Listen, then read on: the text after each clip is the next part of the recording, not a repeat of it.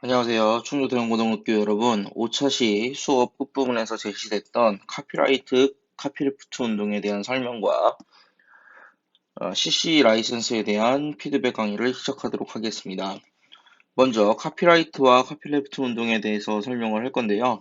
먼저 카피라이트와 레프트에 대한 의미적인 차이트 먼저 보겠습니다. 여러분들이 의미 보면 카피라이트, 카피레프트, 오른쪽, 왼쪽 이런 의미적 차이를 보고 있는데요.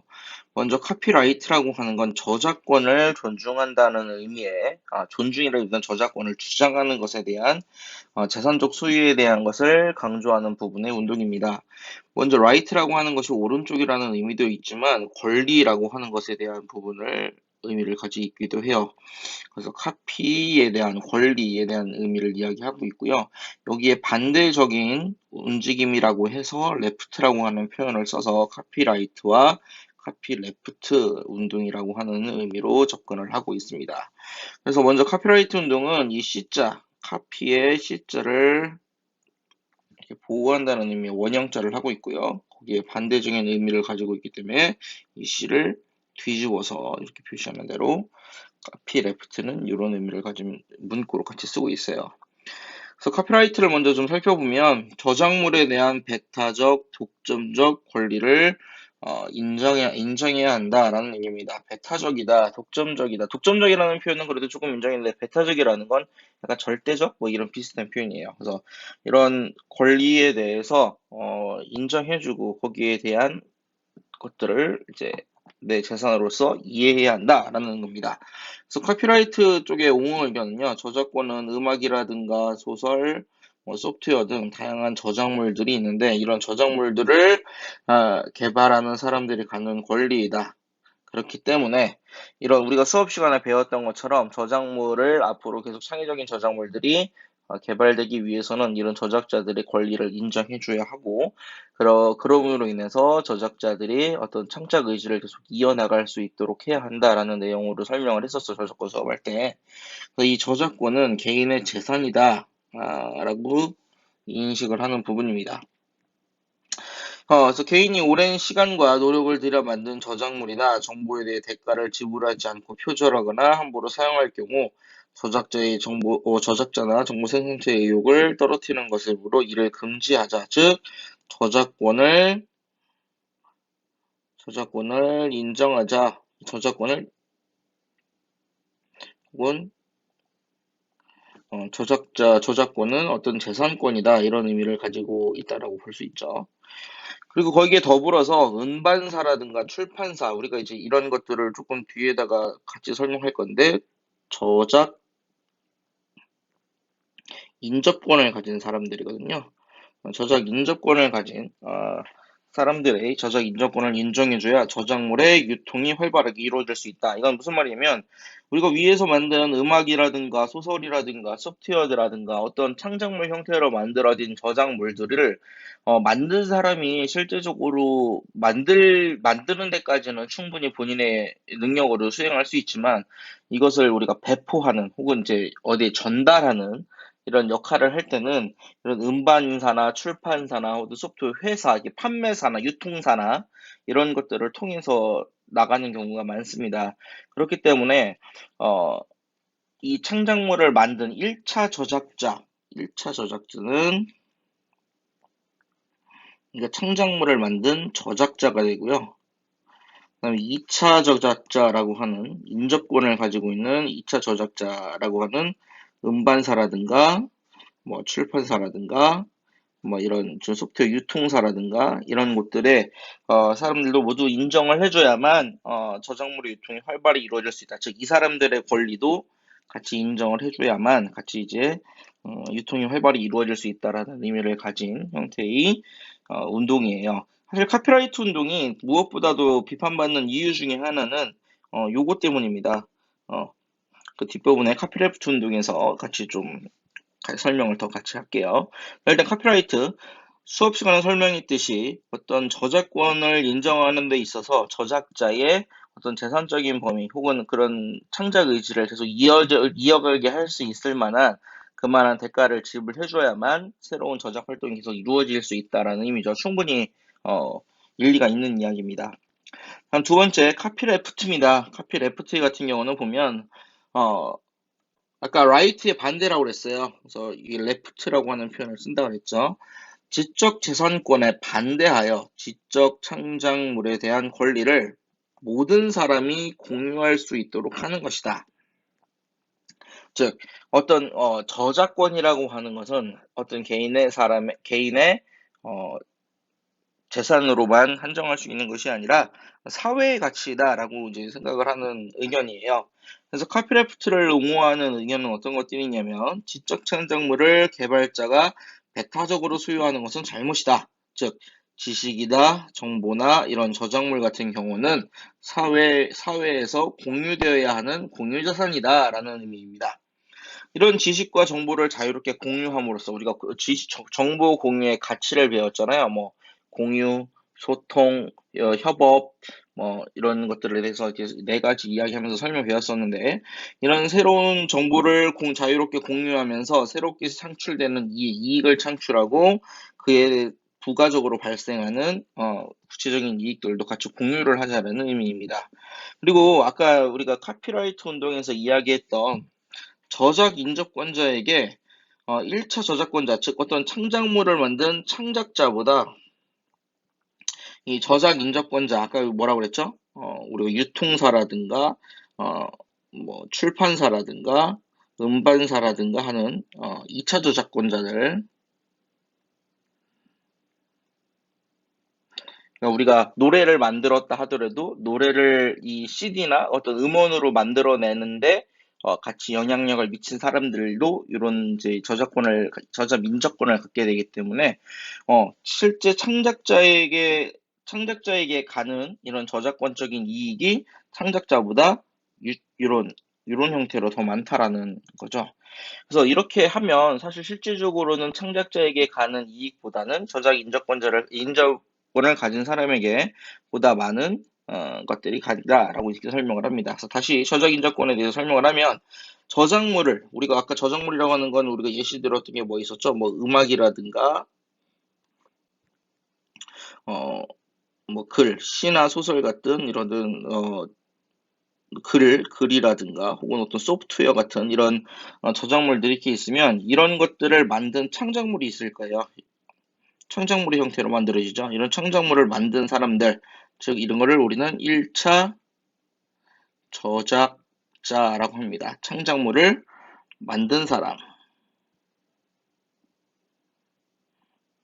우리는 1차 저작자라고 하는데, 이런 1차 저작자가 있다고 하더라도 그걸 바로 팔 수 있는 건 아니니까 이것을 팔 수 있도록 어떤 시나 소설을 책으로 출판한다거나 혹은 음반의 형태로 만든다든가 아니면 소프트웨어 또 프로그램 형태로 만들어서 이제 CD 형태로 이제 어, 프로그램 형태로 이제 구성해서 판다거나 하는 이런 구성 과정인 가공 과정이 필요한데 이 가공 과정에 들어가는 감으로써 2차 저작자들이 발생하게 되는데 이런 2차 저작자들이 이런 저작 인접권을 가진 사람들입니다. 저작물을 잘 활용할 수 있도록 그 어떤 역할을 해주는 사람이나 단체. 즉 우리가 어떤 노래를 만든 작곡가에 대해서 예를 들면 노래를 만든 작곡가는 이제 1차 저작자가 될 수 있겠죠. 하지만 이 노래가 유명해지고 이렇게 하기 위해서는 이 노래를 부르는 가수가 있을 수도 있고요. 이 노래를 가수가 만들 수 있도록 도와주는 음반 제작자들도 있을 수 있습니다. 그리고 이런 가수가 노래를 부르고 음반을 제작하더라도 어떤 미디어 업체 같은 경우에 방송을 할 수 있도록 도와주는 것들이 있을 수 있죠. 즉, 이 노래가 만들어졌을 때 이 노래가 조금 더, 이 창작물이 보다 많이 활용될 수 있도록 도와주는 것들, 이 사람들이 저작 인접권을 가진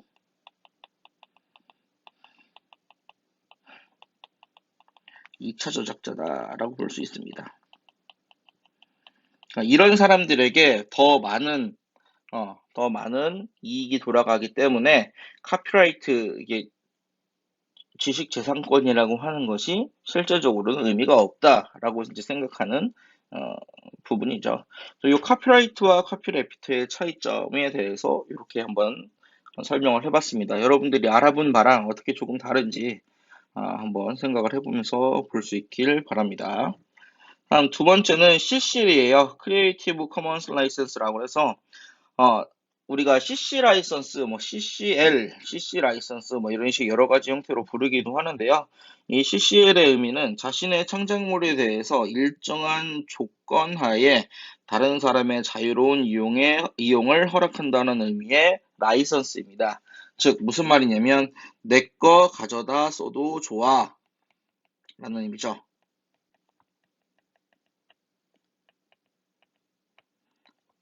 단 뭐에 따라서 조건만 지켜준다면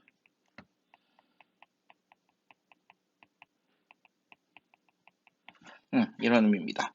그래서 이 CCL 기호가 뭐 여러 개가 있는데요. 대표적으로 많이 나오는 것이 이 5가지 정도를 가장 기본적인 기호라고 볼 수 있습니다. 이 CC라고 써 있는 건 CC 라이선스를 적용하겠다라고 하는 CC 라이선스에 대한 표시고요. 그다음에 사람 모양은 저작자를 표시해 주는 모양입니다. 저작자 표시. 그래서 뭐 라이선스에 반드시 포함하는 필수 조항이다라고 돼 있는데, 즉 최소한 뭐는 하라는 얘기예요. 저작자가 누구인지, 이게 어디서부터 왔는지 저작자를 표시해 주라는 의미입니다. 그 다음에 두 번째는 이게 약간 달러 표시 비슷하게 생겼는데 이렇게 해서 생긴 거를 이렇게 긋죠. 근데 이건 무슨 말이냐면 non-commercial, NC 이렇게 줄여서 이야기하는데요. non-commercial, 영리로 사용돼서는 안 된다. 즉 우리가 뭐 한자로 이제 비영리 이런 표현을 쓰는데요. 즉 저작물을 영리 목적으로 이용할 수 없다. 즉 이 내가 만든 저작물을 어디 돈 버는 곳에 사용할 수 없습니다. 즉 돈 버는 곳에 사용하려면 별도로 계약의 조건이 필요하다. 즉 비영리 조건으로는 자유롭게 쓸 수 있어 라는 표시입니다.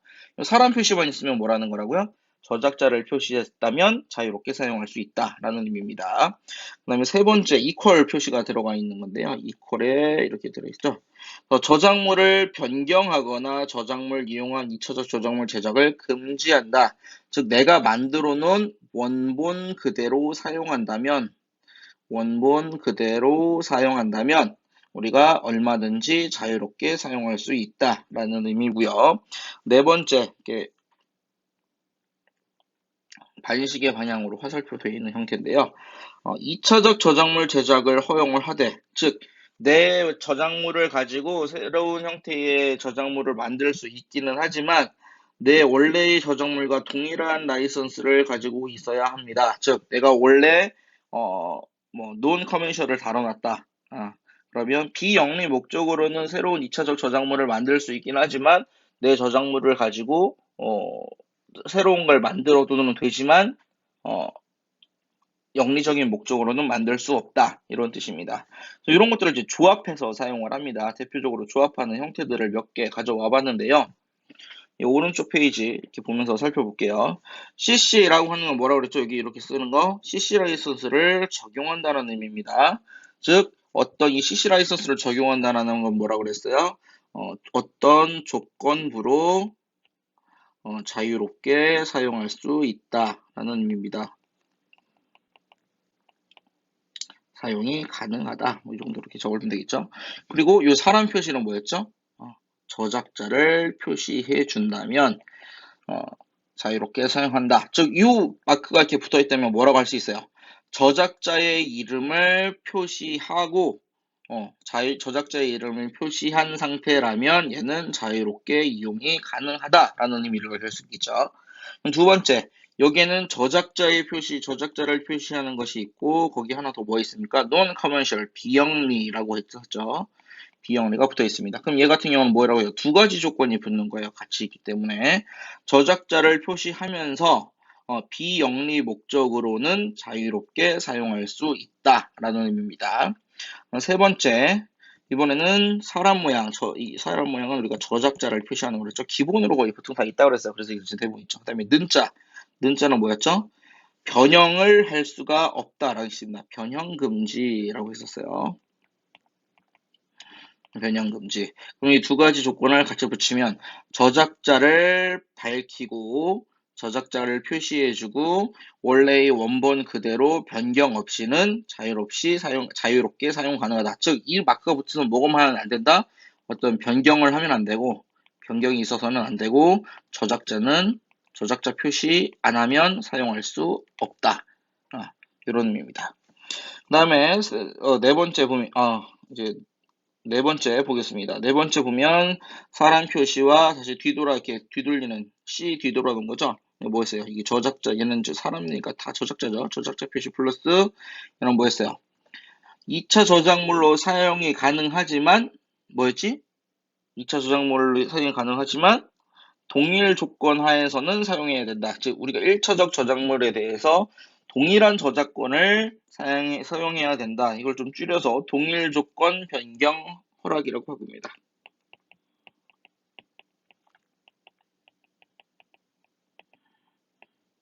즉 저작자를 밝히면서 2차적 저작물을 만들 수는 있지만 우리가 기존의 원본과 동일한 조건의 저작권을 적용한 상태여야만 자유롭게 사용할 수 있다라는 의미고요.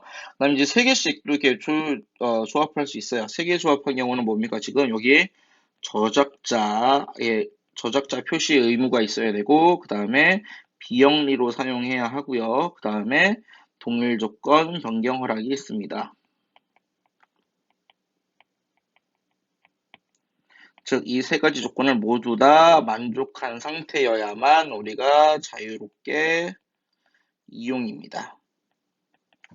즉, 저작자를 밝히면서 자유롭게 쓰고 저작물의 변경도 가능은 하지만 영리 목적으로는 사용할 수가 없고 그 다음에 2차적 저작물에는 원래 기존의 저작물의 저작권을 이용하여야 한다. 마지막 거 한번 더 보죠. 자유이용 CC 라이센스니까 자유롭게 이용할 수 있어. 단 조건은 뭐다? 저작자를 표시하고요. 비영리 목적으로 변경을 하지 않은 상태에서 사용할 수 있다라는 의미입니다.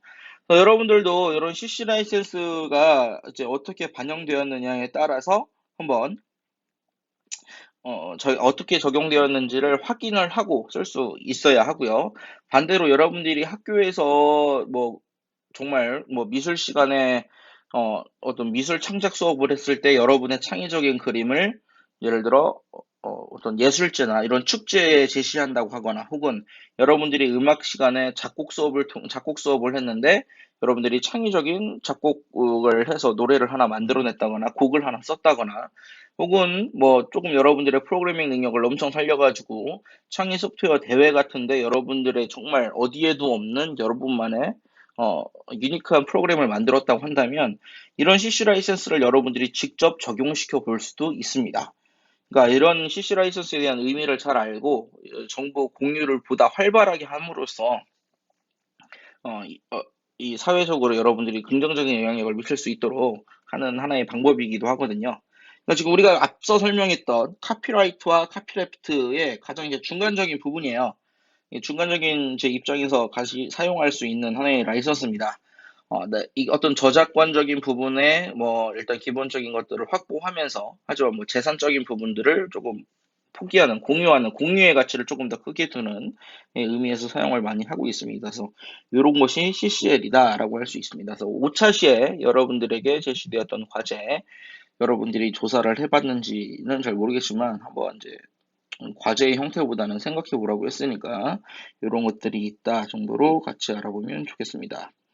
오늘 이제 카피라이트와 카피레프트 운동에 대한 비교와 CC 라이선스에 대해서 설명을 했는데요.